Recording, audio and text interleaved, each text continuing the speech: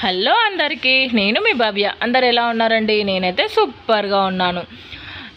ఈరోజైతే చపాతీ ఎలా చేయాలంటే ఈజీ ప్రాసెస్లో మడత చపాతీ ఇలా పొర పొరలుగా రావాలి, ఎలా చేయాలో అయితే చూపిస్తున్నాను. ఇదైతే కాలుతుందండి, ఇప్పుడే చేశాను కదా, అందుకనే కాలుతుందని అలా చేశాను. ఇప్పుడైతే ఒక బౌల్లోకి గోధుమ పిండి తీసుకొని అందులో కావాల్సినంత సాల్ట్ వేసుకొని మనకు రుచికి సరిపడంత మనం గోధుమ పిండిని ఎలా తడుపుకుంటామో వాటర్ పోసుకొని కొంచెం కొంచెంగా అలా అయితే తడుపుకోవాలి.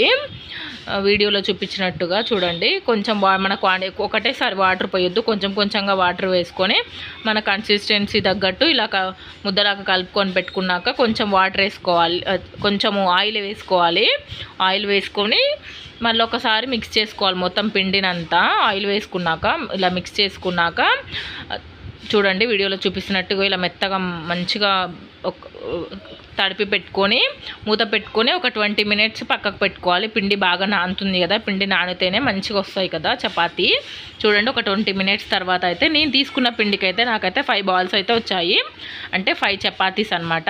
ఇప్పుడైతే చపాతీ చేస్తున్నాను. చూడండి, పీట మీద అయితే ఇలా మనము చపాతీ తెలుసు కదా మీకు అందరికీ. నార్మల్గా ఎవరైతే బిగినర్స్ అయితే ఉన్నారో వాళ్ళ కోసం అయితే వీడియో చేస్తున్నాను. నార్మల్గా ఇలా చపాతీ చేసుకున్నాక మడత చపాతీ అని చెప్పాను కదా, నార్మల్గా చపాతీ చేస్తే పొంగదు కదా, మడత చపాతీ అయిందనుకో మంచిగా పొరలు పొరలుగా వస్తుందని చూపిస్తున్నాను. ఇలా ఒకసారి పిండి చేసుకొని ఇలా ఒక సైడ్ ఫోల్డ్ చేసుకొని మళ్ళీ సేమ్ పిండి వేసుకొని అతుక్కోకుండా ఇలా ఇంకో సైడ్ ఫోల్డ్ చేసుకొని ఇంకొంచెం మనం రుద్దడానికి ఇంకొంచెం పిండి వేసుకొని చపాతీ లాగా చేయాలి కదా, వేసుకొని సేమ్ మన చపాతీ లాగా చేసుకోవాలి. సేమ్ ఇందాక ఎలా చేసుకున్నామో సేమ్ అలాగే చపాతీ లాగా చేసుకోవాలి. మన ఛానల్ ఎవరైతే ఫస్ట్ టైం చూస్తున్నారో ప్లీజ్ లైక్ చేయండి, షేర్ చేయండి, సబ్స్క్రైబ్ చేయండి. అలాగే మీకు నా వీడియోస్ ఎలా అనిపించిందో కామెంట్స్ కూడా చేయడం మర్చిపోకండి.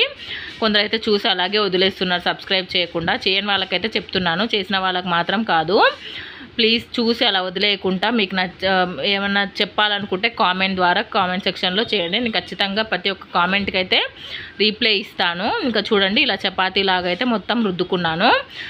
రౌండ్గా రావాలని ఏం లేదు, మీ ఇష్టం వచ్చిన షేప్లో చేసుకోవచ్చు. నాకైతే ఈ షేప్లో వచ్చింది. నేనైతే డైలీ చేస్తానన్నమాట చపాతీలు నైట్. చూడండి, ఇలా చపాతీలాగా ఇలా చేసుకొని అయితే పెనం మీద ప్యాన్ హీట్ అయ్యాక ప్యాన్ మీద వేసుకోవాలి.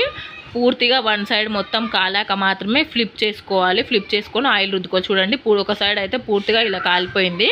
కాలిపోయాక మాత్రమే వన్ సైడ్ కాలాకనే ఆయిల్ అప్లై చేసుకోవాలి, లేకపోతే ఆయిల్ అలా అప్లై చేస్తే పొంగదనమాట చపాతీ. చూడండి ఇప్పుడు ఎలా మంచిగా ఇట్లా బబుల్లాగా వస్తుందో.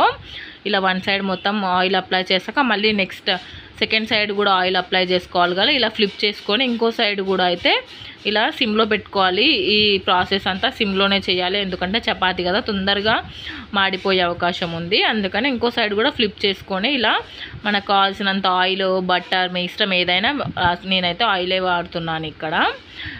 కావాల్సినంత ఆయిల్ అయితే ఇలా రుద్దుకొని సిమ్లో పెట్టుకొని మంచిగా రెండు వైపులా మంచిగా కాల్చుకోవాలి.